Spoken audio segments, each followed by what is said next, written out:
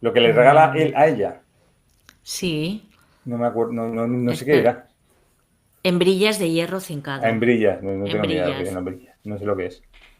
Tengo ni idea. Bueno, Hombre, en brillas espérate que tiene que voy, ser. voy a buscar No, en brillas. eh, hembrillas, Vas voy a a buscar. buscar hembrillas. Vas a buscar en brillas.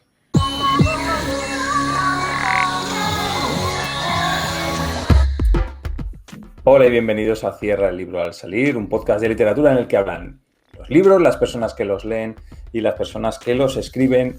Yo soy Fernando Vicente y por suerte para todas vosotras no estoy solo en esta aventura, sino que me acompaña la poeta que juega al Scrabble con fichas gigantes, Ana Vidal. Esas fichas de detrás. Sí, eso es lo que hago en mis ratos libres. Juego sola y solo con esas dos letras. Por suerte Sí, forman una palabra. ar, ar y ra. Ra, ra. Ra. Ar es algo? No. Ar es la interjección esta de cuando te dan una orden en el ejército. Firmes, ar. Ah, Paso mira, ligero, ar. pues entonces forman dos palabras. Está bien. Sí. No sé si como no sé, interjección o onomatopeya, no sé, onomatopeya en interjección será. No sé si tiene significado tal cual, no sé si está en el diccionario, no sé si te la admitirían en el Scrabble. No sé si lo sabías, pero el campeón del mundo de Scrabble hace unos años, en español, bueno, Scrabble, que no sé cómo se llamará el juego en español, ¿no? No sabía hablar español. O ¿No sea, sabe hablar jugaba, español? no, era un inglés, no sabía español, pero era capaz de hacer las combinaciones de las letras más valiosas, más, no sé cómo se dice, ¿sabes? Sin conocer las palabras. Sin conocer las palabras. Sí, ya te buscaré. Era una desnoticia que tengo por ahí siempre que nunca acabo de sacar. Ya la sacaré Pues por para... favor, en el próximo episodio queremos esta desnoticia. ¿Qué episodio Venga, es? ¿El 88 seguro? 88, sí, porque 7 por 84, este es del mes de abril, 88. Cómeme el chocho.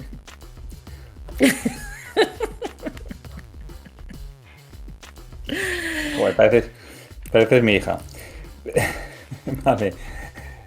Venga, ¿qué tenemos hoy, Ana? Episodio 88, mes de abril 26. Vale, pues en este episodio 88 del mes de abril de 2026 tenemos... Ay, espera que no estoy en el guión. Vamos a hablar de las desnoticias, que no tengo ni idea de las desnoticias, pero tú sí. Vamos a hablar de la telepatía nacional de Roque Larraqui, un escritor argentino, muy interesante. Vamos a hablar del cuento Cuna de Isabel González. Voy a hacer la sección Pescado en la red Ujú. y hablaré, que además lo voy a leer directamente del móvil porque no lo podía copiar, lo he visto en Instagram. Y hablaremos de nuestro próximo libro y nuestro próximo cuento. No hablaremos de ellos, sino que os diremos cuáles son. Por cierto, está en el diccionario de la AR, está en el diccionario de la Real Academia, intervención militar para ordenar la ejecución inmediata de un movimiento. Ujú.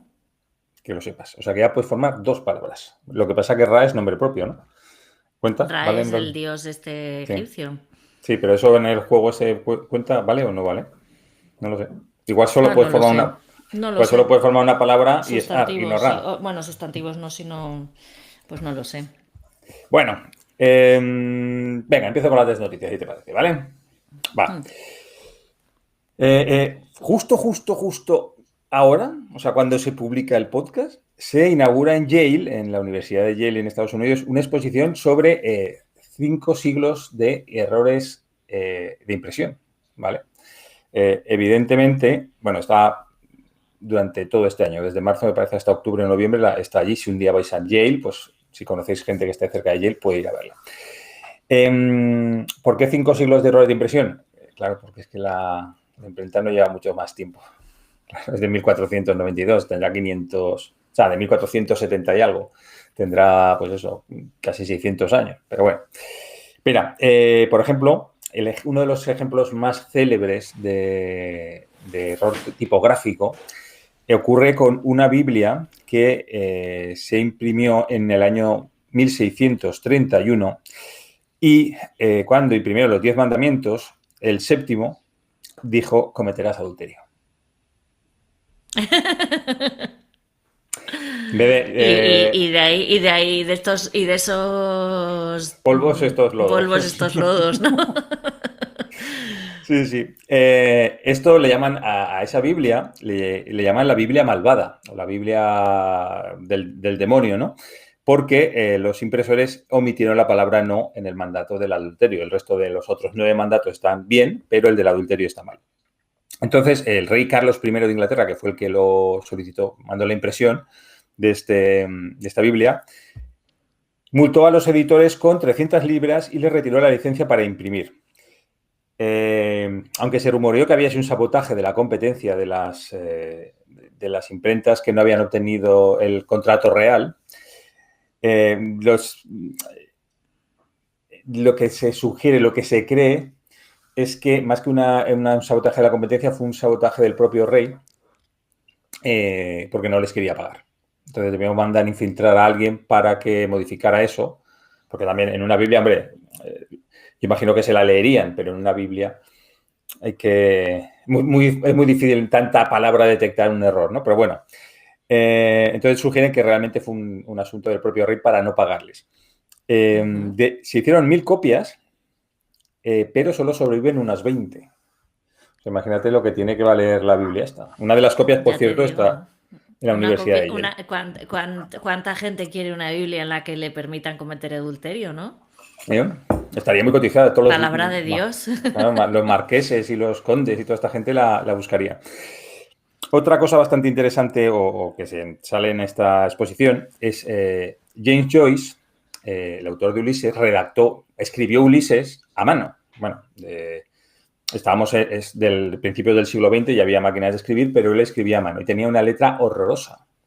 Entonces, cuando se la dio a la imprenta, en la primera edición de 1922 salió plagada de fallos, como unos 200 errores tipográficos, ¿vale? Unos 200 errores. Entonces, él dijo, bueno, el propio Joyce admitió en una carta a su esposa que el libro estaba lleno de errores. Sin embargo, entonces sus editores dijeron, vale, pues vamos a corregir todos estos errores.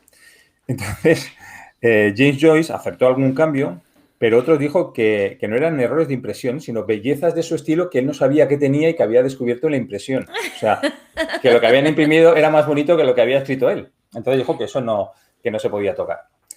Bueno, al final tuvo muchas peleas con las editoriales, con este tema de aceptar los cambios, que muchas editoriales en muchas ediciones decidieron no corregir los errores, o sea, copiar la edición original e incluir una fe de ratas y que cada cual decidiera lo que hacer con ellas, ¿no? Eran 7 páginas de ratas, más de 200 errores en el Ulises. Para mí lo de son bellezas, la frase exacta es, no son errores de impresión, sino bellezas de mi estilo hasta ahora no soñadas. Qué simpático este Joyce, ¿eh? Y ya por último, bueno, hay muchos libros hablaban de más ejemplos, lo que pasa es que eran ejemplos como muy locales de Estados Unidos, que tampoco tiene mucho sentido que comentemos.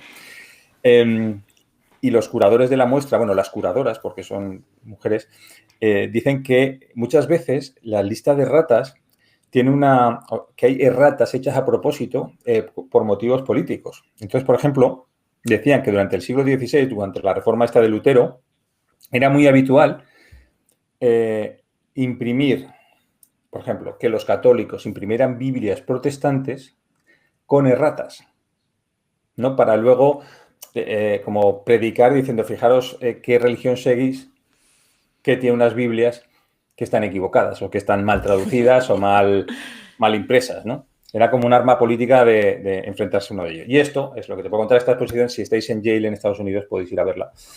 Y nos contáis, nos mandéis fotos. Yo recopilaba erratas en la editorial. Por ejemplo, en vez de gastos, ¿cómo era? Gastos extraordinarios o gastos judiciales, gatos extraordinarios.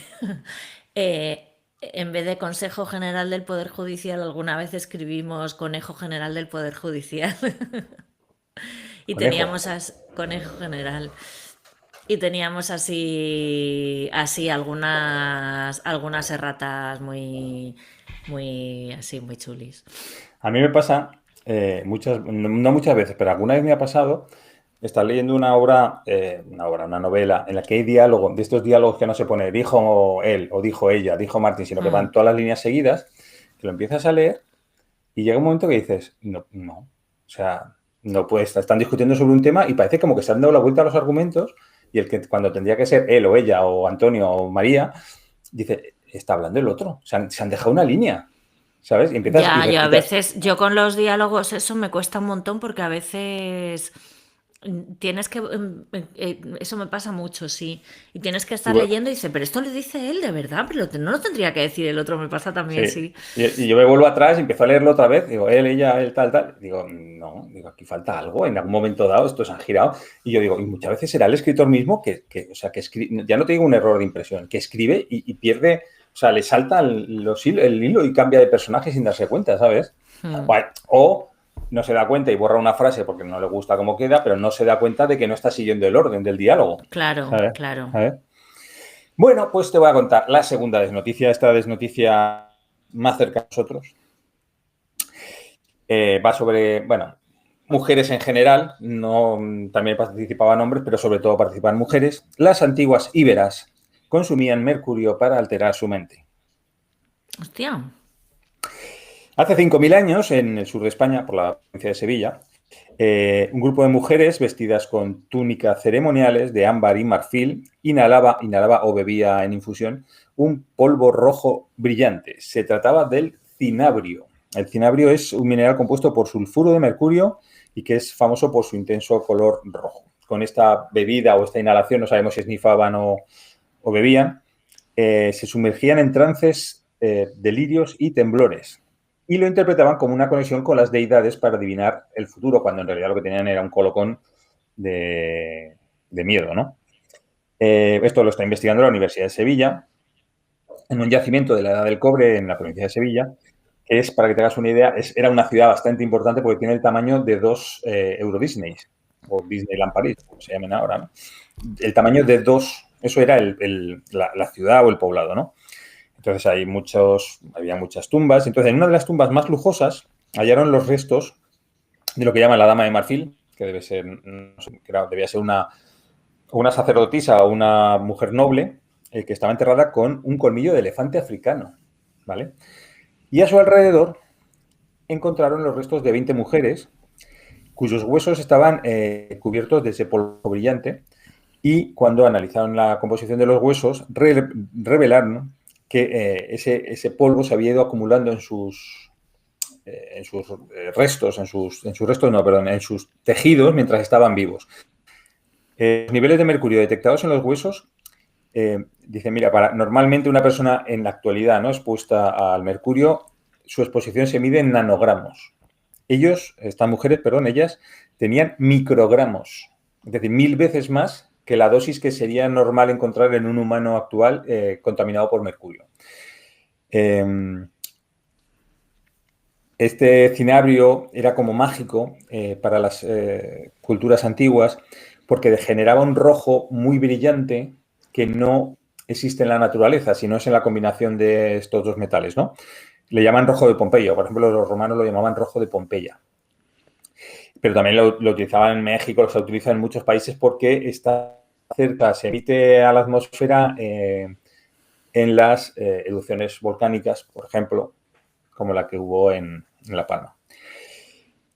Estas mujeres, lo que no se sabe, o sea, sí que se sabe que lo que buscaban era ese delirio, ¿no?, ese trance, esa conexión con la divinidad, etcétera. Pero claro, yo decía que el nivel de mercurio que consumían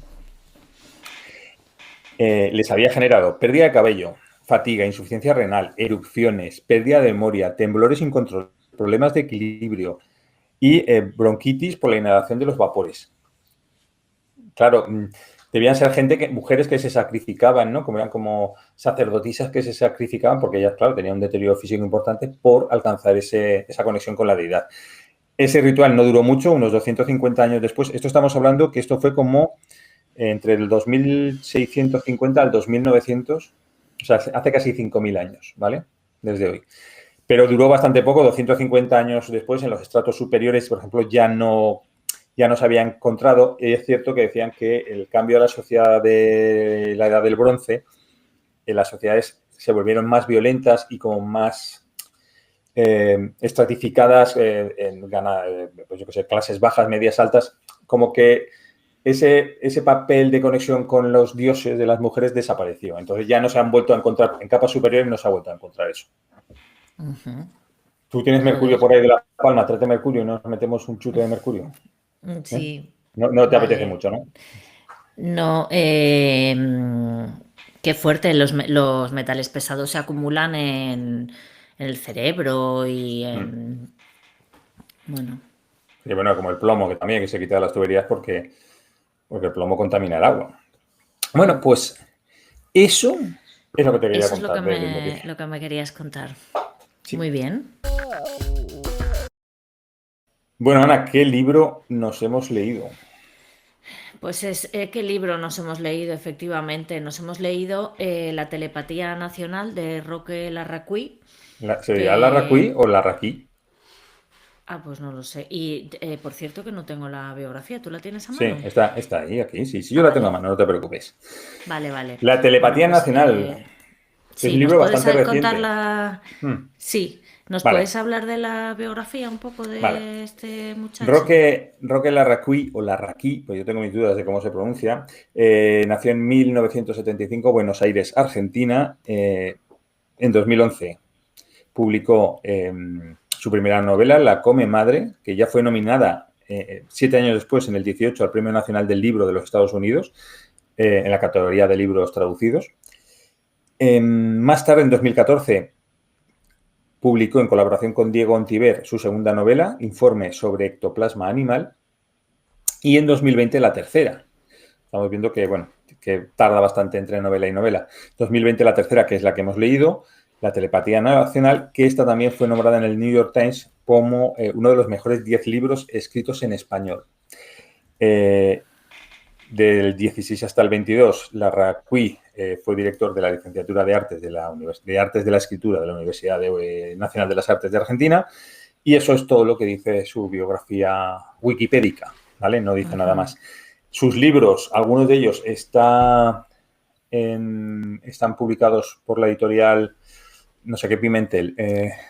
Aquí en España, porque Sí, creo que, o sea, que en realidad, por lo que he leído yo, cada libro estaba leído sí. No, no. estaba publicado en una editorial diferente, pero debe ser en La, Argentina, no aquí.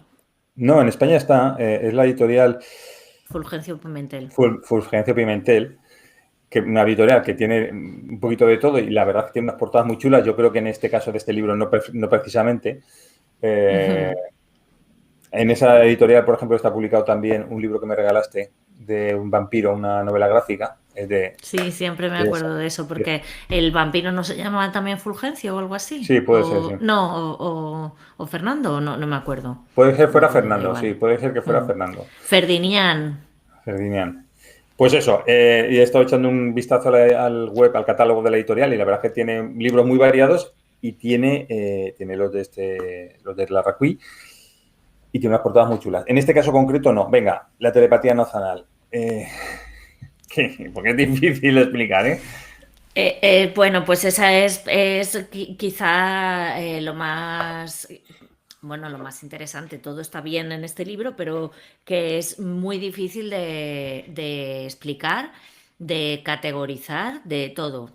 O sea, sí, yo sí lo catalogaría como novela, pero bueno, lo que pasa es que todo es creativo, o sea, creativo, todo es la propia estructura del libro también forma parte de la narrativa, ¿no? De la explicación, ¿no? Que se puede dar sobre el libro, que eso sí que no sé explicarlo, la estructura del libro. Pero hay como tres partes diferenciadas de esta novela y bueno, pues es un grupo de gente, es como una ficción, una especie de socioficción, ¿no? Sí. O algo así, en la que quieren montar un parque etnográfico con unos indios traídos de la India, ¿no? Pero con otros grupos también, o sea, están estudiando otros a negros y tal, para montar un parque etnográfico con diferentes, lo cual pues esto yo creo que ha ocurrido con, bueno, no exactamente, no sé si con se exponían en los zoos o en los circos o Sí. algo así, ¿no? No era un parque etnográfico, pero bueno, esto va un paso más allá y es como, y entonces no quieren tocarlos, no quieren interactuar con ellos para mantenerlos puros pero claro, los has cambiado de hábitat y todo, ¿no? Y en mitad de esto, pues hay un elemento que distorsiona todo y entonces ahí es donde entra la telepatía nacional, ¿no? ¿Qué animal es? Me sale armiño, pero no Un es. perezoso. Perezoso. Un perezoso que hace que exista la telepatía entre personas.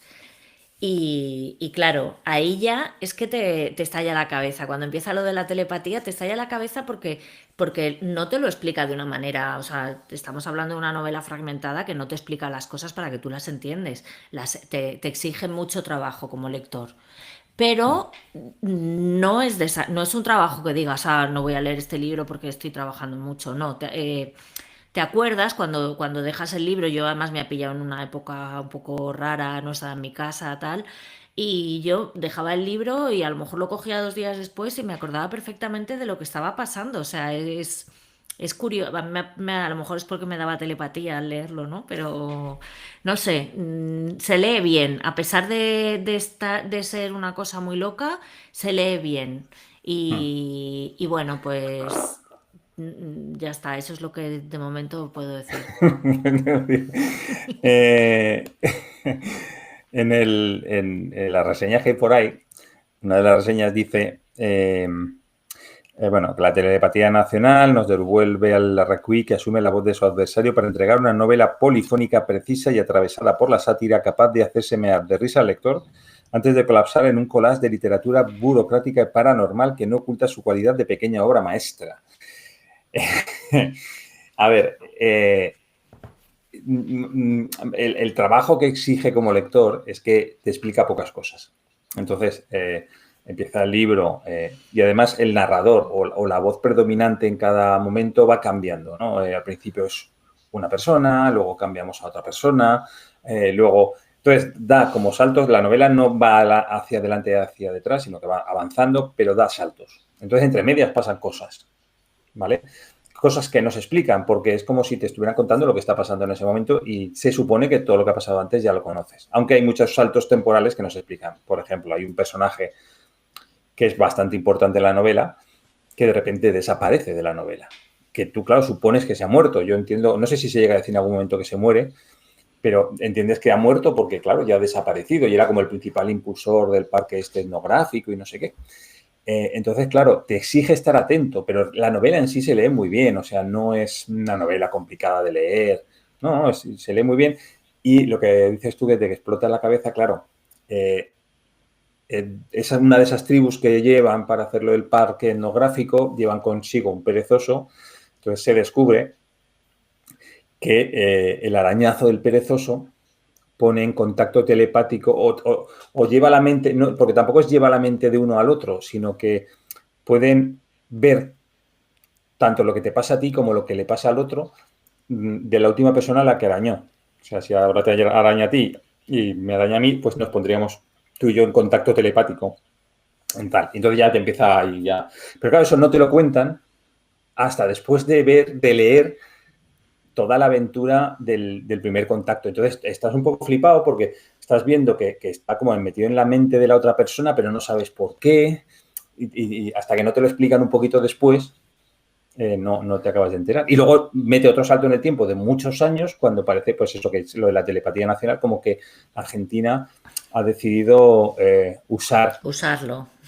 usar esa herramienta de manera política o burocrática o gubernamental o como sea. Pero te dan otro salto en el tiempo que tampoco te lo explican y luego tiene un final abrupto que tampoco te explican por qué acabáis, ¿no? Sí, sí, totalmente, totalmente. O sea, y a mí me gusta mucho cómo explican, o sea, cómo explica primero está sucediendo la telepatía, entonces hay una persona acompañando a un personaje sin saber que es que está sufriendo, que está viviendo esa telepatía. Entonces ese personaje hace cosas súper extrañas, pero las hace precisamente porque se está buscando un sitio adecuado, porque cuando tienen esa telepatía también tienen como unos orgasmos o Sí. un placer sexual así como como tremendo. Entonces buscan un sitio en el que estén como tranquilos y que Cómodos. tal, y que no les va, que se encuentren cómodos, ¿no? Entonces él está siguiendo a un personaje que quiere que se encuentre, que está buscando la manera de encontrarse cómodo, pero lo tiene que cuidar. Entonces, cuando lo lleva al otro lado, con la persona con quien lo tiene que llevar,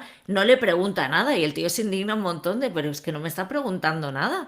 Pero, o sea, no le importa, he conseguido lo que él quería y no me dice absolutamente nada. Claro, y el otro es que lo sabe todo, porque ha Claro. estado ahí, ¿no?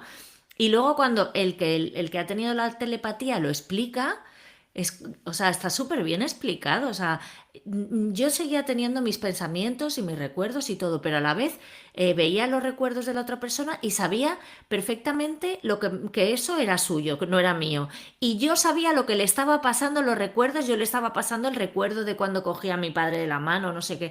Me parece, o sea, Sí, que dentro de lo disperso, no, de lo fragmentado de todo, está muy bien construido, ¿no? sí.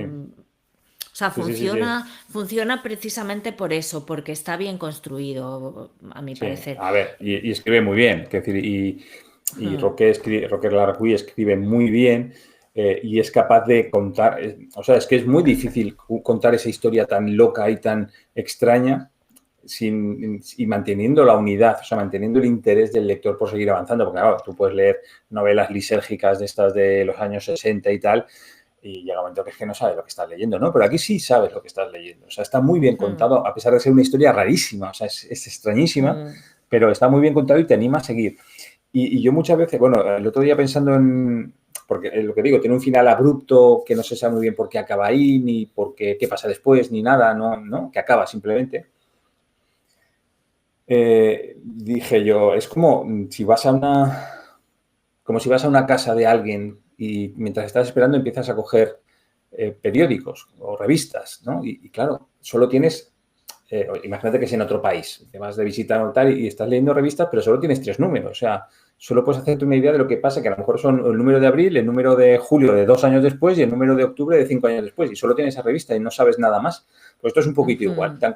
Te cuentan momentos concretos de una historia y cuando se acaba porque no tienes más, ¿no? Es Sí. muy, salvo que haya referencias a la historia, que las hay, que haya referencias a la historia política de Argentina, que las fechas que te ponen tengan relevancia en Claro, la historia de sí, Argentina que nosotros... esto sucede en los años 30 y en los años 50 luego, o sea, suceden varias cosas en los años 30 y luego va a los años 50. Claro, yo antes he dicho que es una socioficción y no es verdad, no es una socioficción, es una gente que hace cosas que no han sucedido en un tiempo que sí ha sucedido. Una socioficción entiendo que es como una realidad en la que algo cambia y va a otro sitio, pero aquí es la misma realidad, pero hay unos personajes que están haciendo cosas, bueno, que entendemos que no han ocurrido, ya si han ocurrido o no, eso ya Claro, no podemos claro, porque es estar que seguros, ¿no? se nombran Pero personajes que sí que son de la historia de Argentina. Me parece que sale Perón, ¿no?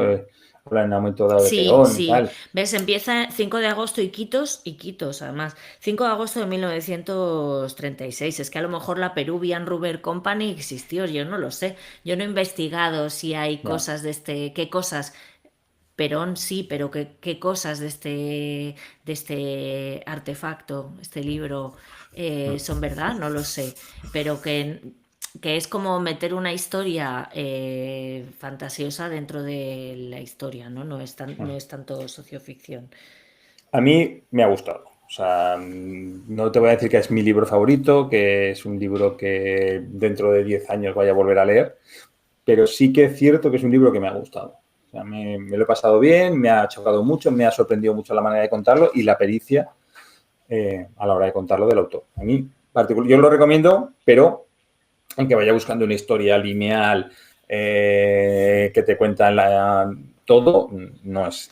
Este libro Yo no es eso. lo que he leído en la web de Un Libro al Día es que, bueno, lo ponen como más que recomendable, que este blog, Un Libro al Día, pues, bueno, hay mucha gente que reseña, no es solo una persona, pero más o menos es bastante fiable. Y, y este, o sea, por lo que dice, Hay otros libros de Larraqui que están mejor. No sé si La come Vale. madre o Informe sobre el ectoplasma animal, que los temas son parecidos y tal, pero que a lo mejor hay otros libros otras novelas o artefactos suyos o lo que sea, que están mejor. Ya no lo sé porque no hemos leído otros, pero este a mí también, sobre todo me ha gustado porque estamos, aunque nosotros tratamos de variar un poco en temáticas, tipos o sea, yo qué sé, que leemos cosas Sí, diferentes, países. pero sí, países, pero esta novela pues es bastante diferente y te exige y tiene una exigencia especial, ¿no? Que es como, no sé, es diferente y eso creo que te mantiene despierto también, ¿no? Es un libro que te mantiene despierto. Mm, sí. No sé qué te iba a decir. ¿Por qué dices artefacto? Digo artefacto porque libro es un nombre genérico que lo mismo puede ser un libro de instrucciones que un libro de recetas, que tal, no equivale a novela, pero es que esto yo no lo veo como una novela, porque novela ya estamos entrando en el ámbito de aunque sí, yo sí lo veo como una novela, pero que es una novela extraña, ¿no? Entonces lo Mm. llamo artefacto porque es como me gusta esa palabra, Vale, artefacto. vale. No, no, sí, sí, no. Sobre todo, es que te lo digo porque cuando traduje la noticia esta de los libros, de las erratas, claro, en inglés los elementos que expones son artifacts, ¿no? Claro, la traducción literal es artefacto, ¿no? Lo que expones en un museo o lo que sea, ¿no?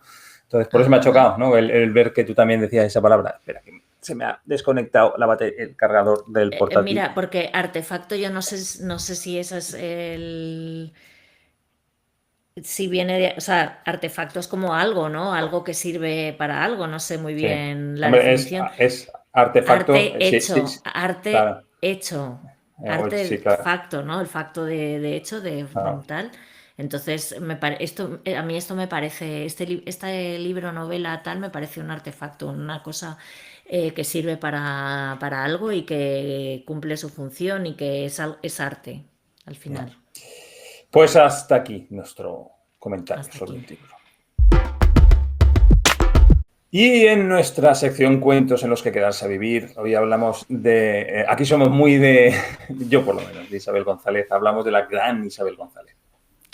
En este podcast somos muy de Isabel González. Pues Isabel González creció en una gasolinera de un pueblo de Zaragoza, Ejea de los Egea de los Caballeros. Caballeros. ¿Alguna vez paraste en su gasolinera con Pues tus padres a poner eh, gasolina? estos días que he estado en Navarra, he vuelto por la zona de Egea. Y además lo Ujú. pensé, digo, mira, digo, si me pillara en la carretera la gasolinera, igual fue la gasolinera donde vivió ella. Pues escritora autodidacta, publicó en 2017 su novela Mil mamíferos ciegos y en 2012 apareció su primer libro Casi tan salvaje, que es de donde viene este cuento, Páginas de espuma, de la editorial Páginas de Espuma, un volumen de relatos de ritmo trepidante, quiebros y sorpresas que anulan al lector la capacidad de reacción, tan elaborado como extrañamente visceral, en palabras del escritor Manuel Hidalgo. Exploró las vías de la escritura colectiva con La aldea de F 2013, obra fragmentaria a ocho manos, y a ocho manos, en realidad, o sea, cuatro autoras, ¿no? La aldea de Ajá. F lo formaban Eva, no sé si lo pone aquí quiénes eran, Eva Isabel García, Wageman. Isabel Wageman, ahí no me acuerdo, Teresa algo y Isabel González. Perdóname, Teresa. Que es que además las conozco a las cuatro. Obra fragmentaria a ocho manos y en pelos, Páginas de espuma, 2016. Su vocación experimental la llevó a escribir dos libros ilustrados entre lo infantil y lo adulto. El caballo del malo, Espera, por no perdona, quedar mal, por no quedar mal. Eva Díaz Riobello, Isabel González, Teresa Serván e Isabel Wageman o Weichman o como se pronuncia. vale, Isabel González, Teresa Serván, eso, gracias. El caballo del malo 2015 y el mismo 2017. Fue incluida entre los autores más representativos del relato breve contemporáneo en cuento español actual y tiene un libro de infografías que tiene Fernando por ahí, La geometría de los cuentos, que es una maravilla, que mira, tendríamos que coger algún cuento de ahí para que formara parte de estos cuentos en los que quedarse a vivir. Estamos en la sección, por cierto, cuentos en los que quedarse a vivir.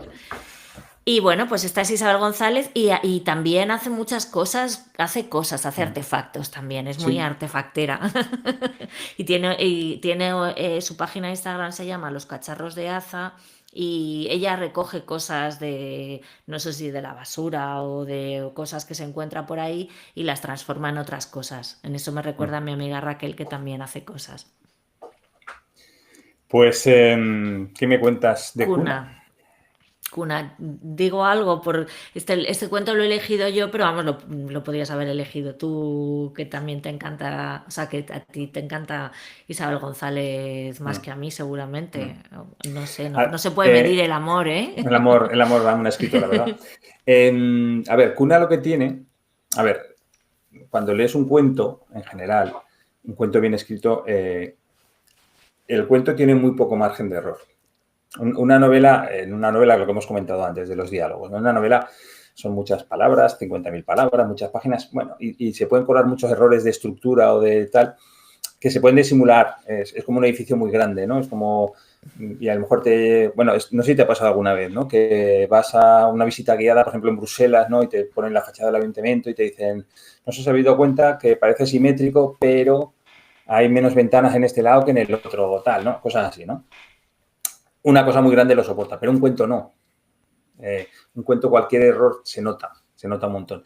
Entonces, a mí me admira de la forma que tiene Isabel González de escribir, es eso, ¿no? Que en cuentos breves, incluso muy breves, están súper depurados y están muy bien pensados. Y en este cuento, por ejemplo, que va, bueno, por lo menos mi interpretación es, ¿no? De una mujer que ha perdido un niño o a lo mejor no es capaz de concebir, no lo sé, y que eso le ha llevado a pues, una cierta adicción o a la bebida o lo que sea, ¿no? Una cierta desequilibrio emocional, mental. Cuando empiezas a leer el cuento, eso no te lo está contando. Te está contando una cosa graciosa, ¿no? Que decide regalarle a su pareja, se entiende que a su marido, a su novio, que eran 7 alcayatas Siete alcayatas. y ¿Y otra cosa, siete ¿no? alcayatas? Ah, y una Vale. pelota de playa. Y una pelota, un balón de playa deshinchado, ¿no? Entonces es como una cosa muy graciosa. Entonces entras en el cuento rendido, o sea, rendido en el sentido de que no entras a la defensiva. Si desde el principio te diera pistas de que el cuento va de eso, entras como tenso, ¿no? Estás como, cuidado que esto es un dramón, lo que me van a contar, y vas preparado para el dramón, pero aquí no vas preparado para el dramón. Entras como al circo, ¿vale? Entras a reírte. Claro, y de repente empiezas a ver que la realidad se le van descolgando flecos, ¿no? Y es como que empiezas a tirar papel de la pared. Tú cuando arrancas el papel de la pared normalmente no sale entero, ojalá, ¿no? Sino que van saliendo tiras. Entonces vas leyendo cosas y son como tiras y empiezas a ver lo que hay detrás de ese papel pintado. Y para hacer eso hay que saber escribir muy bien. Porque lo normal, o por yo, que soy un escritor malo, yo a lo mejor hubiera ido directo al medio del tema, ¿no? Y ella no, ella lo rodea y te empieza a dar, y empiezas a ver que esa mujer que regala alcayatas y no sé qué, le pasa algo. Y sobre todo con detalles muy pequeños, muy precisos, muy cortos, no te da explicaciones, ¿no? De hecho, la palabra que da título al cuento aparece bastante tarde dentro de lo que es el cuento, muy, muy al final, ¿no? Entonces, escribir así y contarte esa historia sin contártela o sin contártela al inicio es complicado y en este caso lo hace muy bien. Sí, a mí lo que me gustó de este cuento, bueno, es que claro, me gustó este cuento, yo lo leí hace muchísimos años, sí, pero ¿qué es lo que tiene esta sección? Son cuentos a lo mejor que he leído hace mucho y están ahí, ¿no? Se están dentro de mí de alguna manera. Y, y me gustó cómo cómo coge a dos personajes en un momento muy concreto y solo con esa interacción o con lo que ves en ese momento concreto, sabes lo que les ha pasado y sabes que lo que les ha pasado es fuerte sin saber exactamente lo que es, pero que ya no te importa, porque es que te lo da todo y además escribe con frases muy cortas. Esto no lo he analizado, pero te lo he leído hoy en un audio, ¿no? Y digo, ah, mira, es que son todo como frases cortas, frases cortas, frases cortas. Me lo has leído en un audio. Bueno, lo he leído y te lo he mandado en un audio de Ah, vale, WhatsApp. vale. Sí, que lo he leído con el teléfono, ¿no? Y son frases muy cortas, pero cada frase está, claro, está pensada cada frase y bueno, y crean un momento concreto, pero en ese momento concreto se contiene toda la tensión que hay en esa casa, ¿no? En esa pareja, en esa historia, ¿no? Y creo que está muy bien conseguido y además es muy redondo el punto final es como wow, o sea, la última palabra es pena, o sea, y te quedas tú con toda esa pena, ¿no? Toda esa pena, nieve o no nieve, tú te quedas con toda esa pena Mm.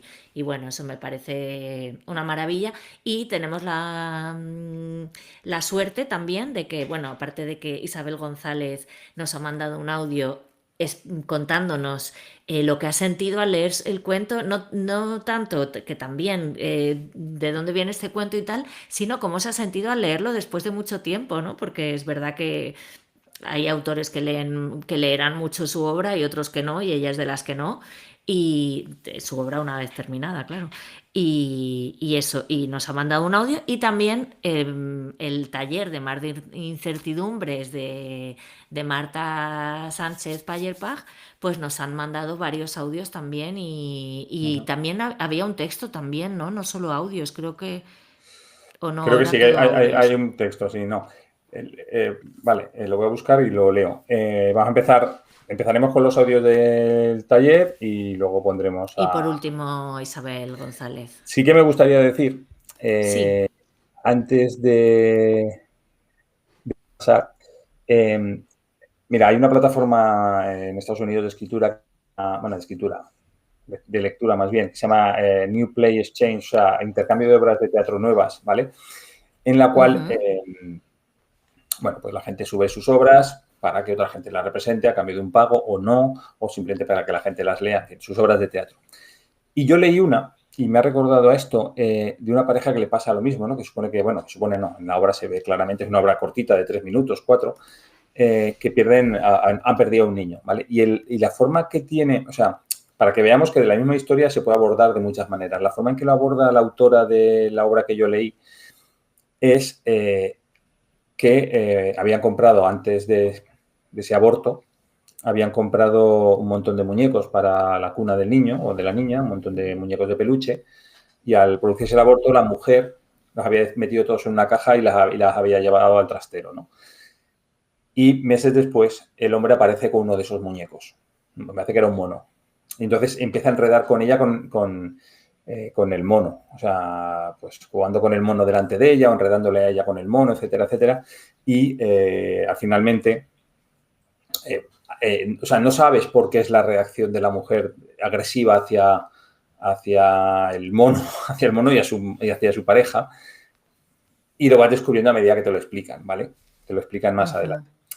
Es otra forma de abordarlo, eh, pero es como más literal, ¿vale? O sea, te cuentan la historia. Aquí no te la cuenta Isabel, aquí la acabas de entender por dónde van los tiros, lo que dices tú. Es un momento concreto en lo cual confluyen varias cosas y acabas de entender más o menos lo que ha podido pasar. En esta obra te lo acaban explicando, ¿no?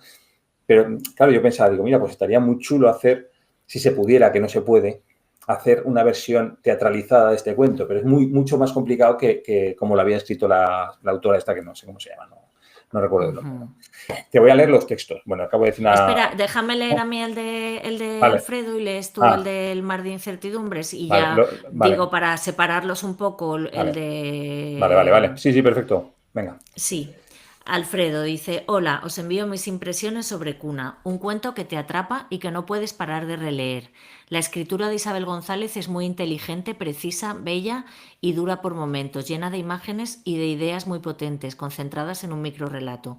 Me es difícil describir las sensaciones que me deja el relato. Isabel González juega en unas pocas líneas con los sentimientos que nos provoca, nos sorprende, nos desconcierta. El tono general del relato es duro, doloroso, diría inquietante. La cuna vacía, las encías de Pladur, etc. Pero aparecen de repente palabras, frases, momentos que nos hacen atisbar buenos sentimientos y el amor a pesar de una situación difícil, dolorosa. Pues este es nuestro gran comentarista, Alfredo, que solemos coincidir bastante con él, por lo menos yo. No sé si tenemos la Sí, misma sí, sí, visión. sí. Ha dicho cosas bastante parecidas a las que yo había dicho. También es cierto que lo había leído antes, ¿eh? O sea, puede ser que me haya copiado de él, ¿eh?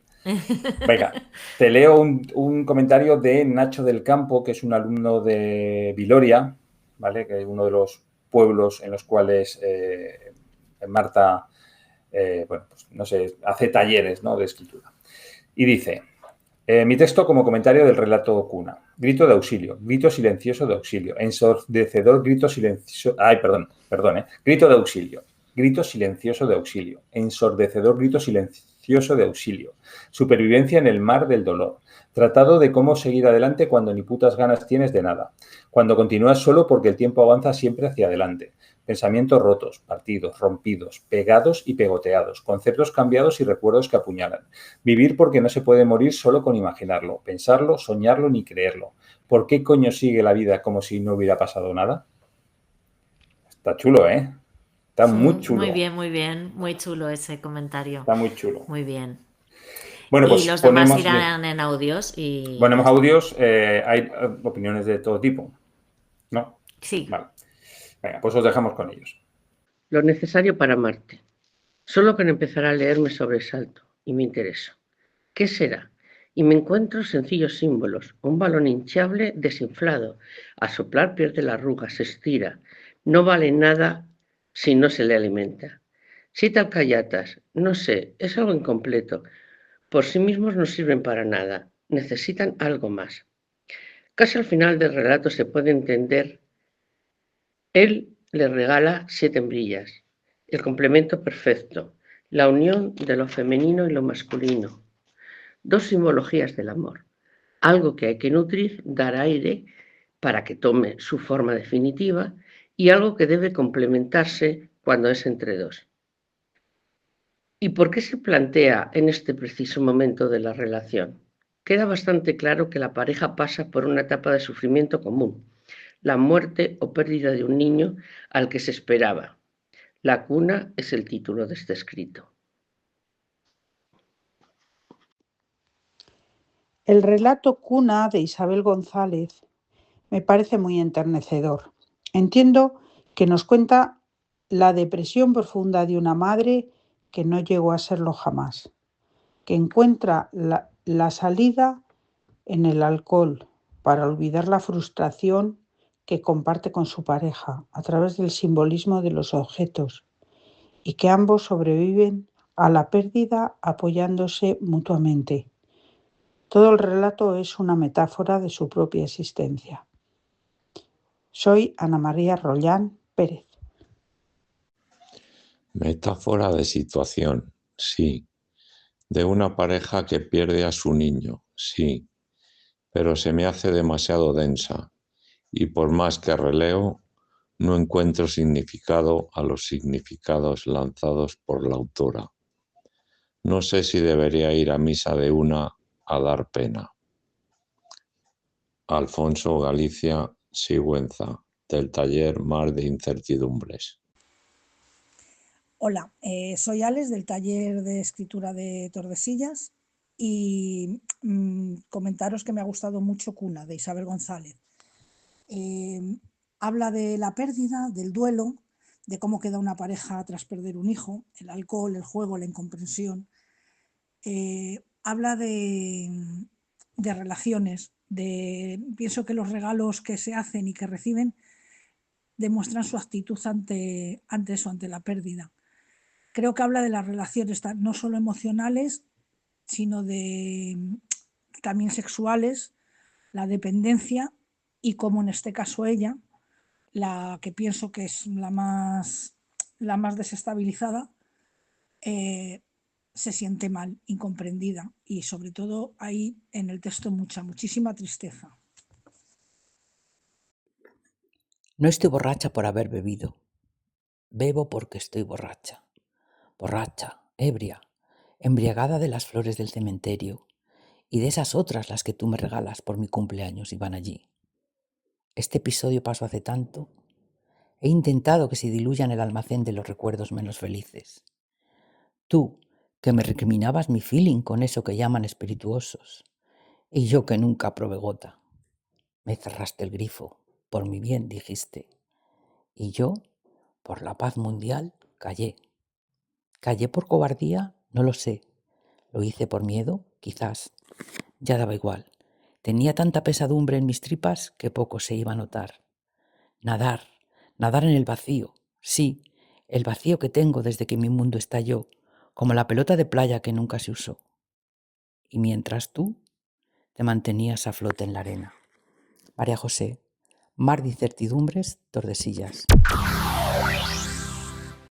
Soy Isabel González y me pedisteis que os contara algo sobre el cuento cuna, un cuento que aparece en un libro que escribí hace, 10, 12 años, he perdido la cuenta, en el libro Casita en Salvaje.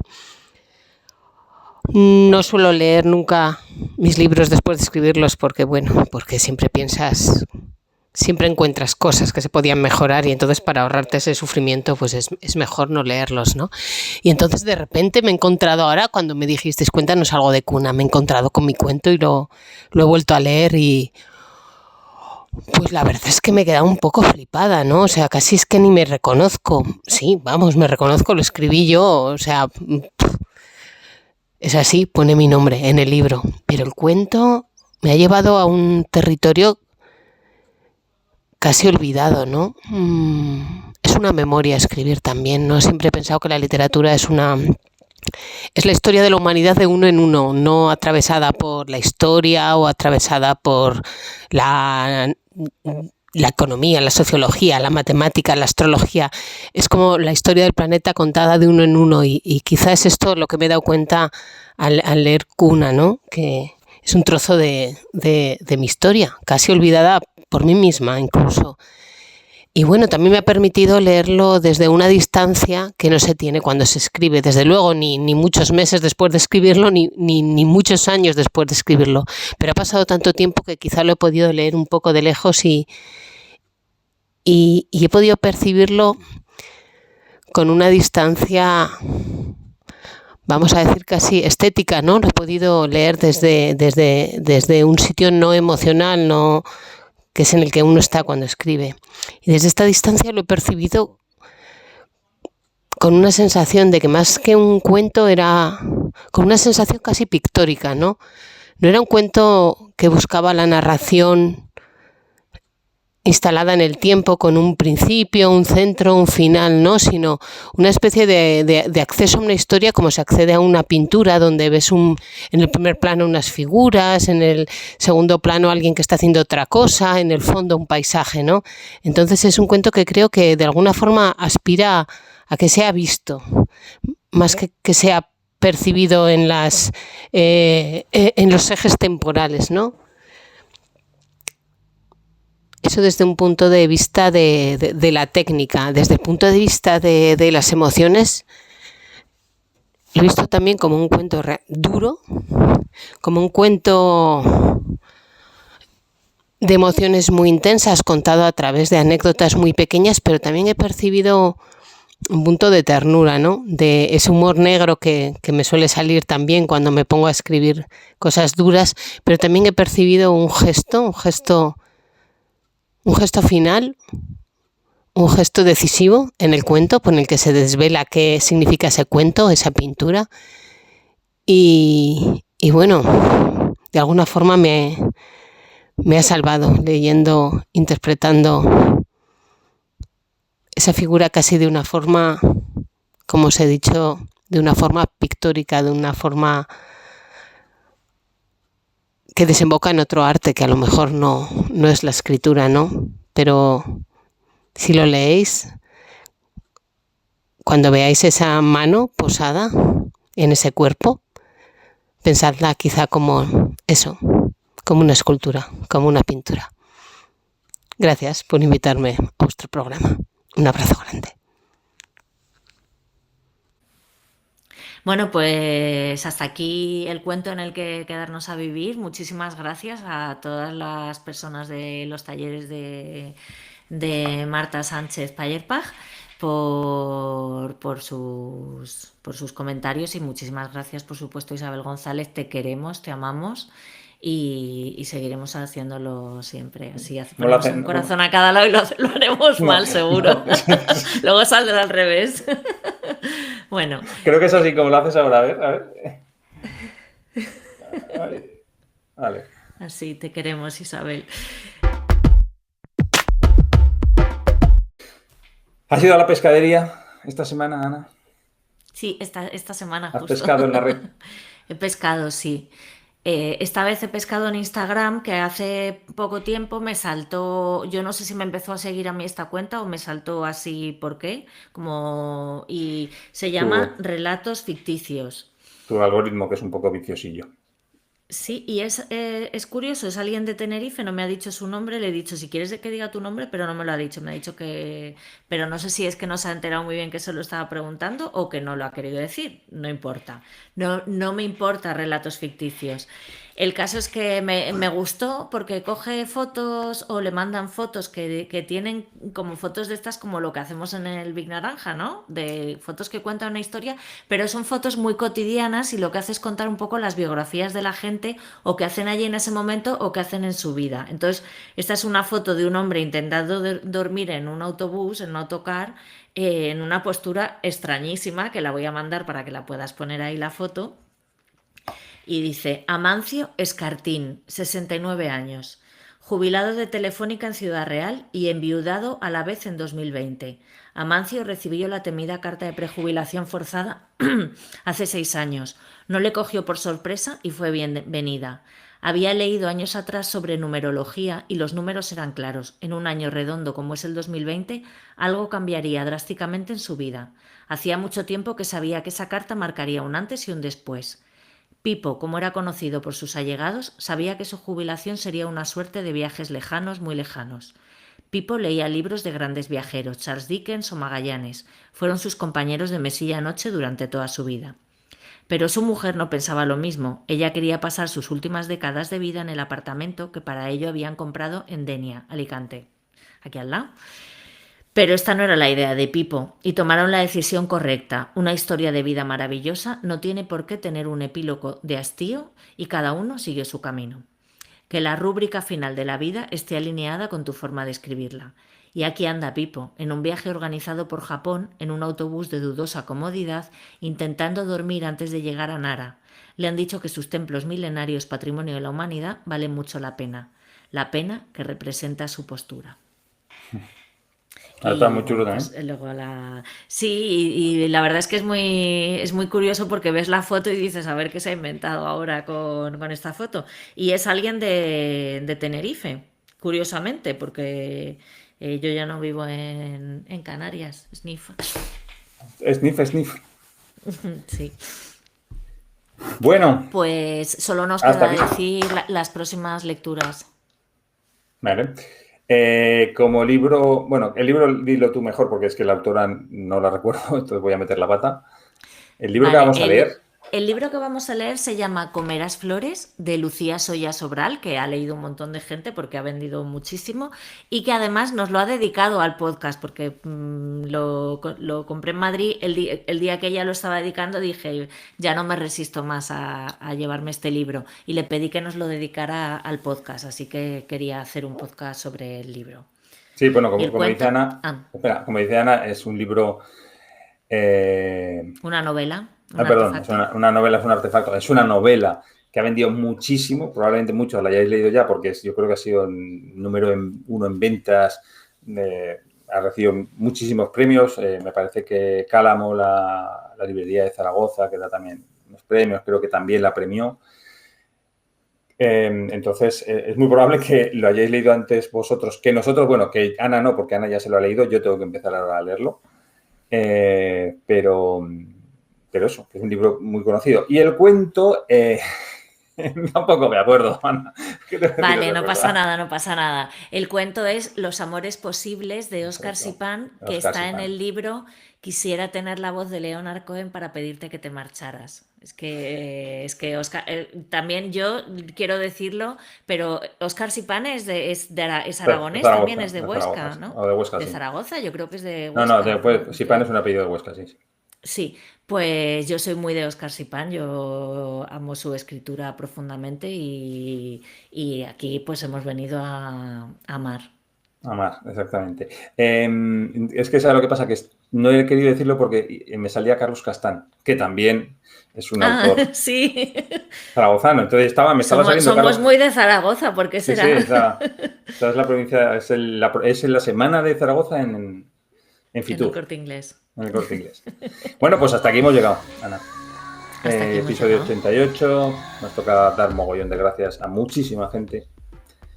Por ejemplo, venga, aparte de los que tú ya te sabes de carrerilla, a todos los alumnos de los cursos, de los talleres de Mar de Incertidumbres de Marta Sánchez Payerpag, que nos han mandado sus comentarios y su texto, muy bonito, por cierto. A Alfredo, como siempre, por hacernos un comentario del cuento. A Isabel González, por prestarnos su voz, su cuento y sus formas de escribir. Eso. Pero es que lo quería hacer como lo hacen los chicos ahora. No se hace Ese- del no, eso es- corazoncito. eso Ahora es así, ¿no? Lo de... ¿Sabes es así. esto? No. Pues no sé quién me dijo que el corazón se hace así, que esto realmente tiene la forma de corazón, ¿sabes? No sé, Las esto dos cómo va manos cambiando. así, Como va cambiando de... pum, pum, pum, pum, así latiendo. No, por cierto, que yo estoy viendo una serie sobre Irán. Bueno, una serie sobre Irán que han hecho unos israelíes, con lo cual puedes imaginar que... En fin, que está un poco sesgada. Esto es un insulto en Irán. ¿Ah? Sí, es el equivalente a levantar el dedo medio, ¿vale? Lo que pasa es que lo hacen así. Bueno, que no sé qué. Todo esto nos hemos liado esto y no sé qué. Bueno, Isabel González. Isabel González. Y ya me parece que todos los que tú sabes. Y ya digo yo todos los que me sé. Muchas gracias a Chas Matuszewski por los jingles, muchas gracias a Ana Nuria Corral por el logo, muchas gracias a Jara por las cortinillas, a Alejandra por estar estudiando estupendamente su carrera y algún día acordarse de leer algo. Y no estupendamente, bueno, ya le cogerá el gustillo. Mi hija está terminando ya la misma carrera, no vamos a decir cuál es. Y muchas gracias, por supuesto, a ti, Fernando. Muchísimas gracias por 88, cómeme el mocho, episodios. ¿Cuántos años son ya? ¿Este es el séptimo año? Este es el octavo año. ¿Este es el octavo año? No, los años no tienen... Los No años no tienen 10 meses, son 12. 7 por 12, 84. Sí, estamos empezando el... Estamos llevamos un tercio del octavo año. Madre mía. 7 años y un tercio llevamos. Y todavía nos queremos, ¿eh? Todavía nos gusta hacer esto como el primer día, mejor, porque ya tengo la sensación de que estoy aquí tomándome un vino contigo un sábado por la noche. Qué planazo, ¿eh? Sí, se nota que tenemos una vida intensa. Pues nada, muchísimas gracias a ti, Ana, también por pasar estos ratos y todos los preparatorios y el posparto y el preparto de estos podcasts. Y a pesar de la mala vida laboral que llevamos los dos en los últimos tiempos, a pesar de todo, ellos seguimos aquí al pie del cañón. Yo creo que hace muchísimos años ya, pues a lo mejor cuando llevamos un año haciendo el podcast, te dije, la mayoría de los podcasts que empiezan no hacen más de 10 episodios. Pues nosotros ya multiplicado por 8. Nos hemos pasado el juego. Hemos pasado el juego como porque yo tenía que traer de las redes algo para leer, porque si no te traigo el vídeo de Ortega Cano cuando se pasa el juego. Pues no es lo que has visto. yo no lo he visto. No lo has visto. No lo he visto. Yo he visto que salía en la radio, lo nombraban mucho y yo pues digo, ¿sabes lo que pasa? Que yo no estoy en el mundo. Se ha pasado todas las pantallas del juego. La verdad es que, bueno, no tengo ni idea de su situación, de su salud mental, pero se ha pasado el juego. Y yo creo que eso es lo mejor y lo peor que se puede decir de él. Pues mira, hasta aquí hemos llegado. Solo nos queda una cosa, pero yo voy a cerrar el libro con este libro de Isabel González, de pedazo del libro. Voy a cerrarlo con el de Óscar Sipán, que no se ve porque tengo una lámpara súper luminosa. Sí. Y lo voy a hacer desde la página en la que hace la infografía de La noche boca arriba, un cuento de Julio Cortázar, que también es una pasada de infografía. Así que Ana, cierra el libro a salir. Cierra el libro a salir. Adiós, besos, abrazos. Ten cuidado con el vino, que da resaca.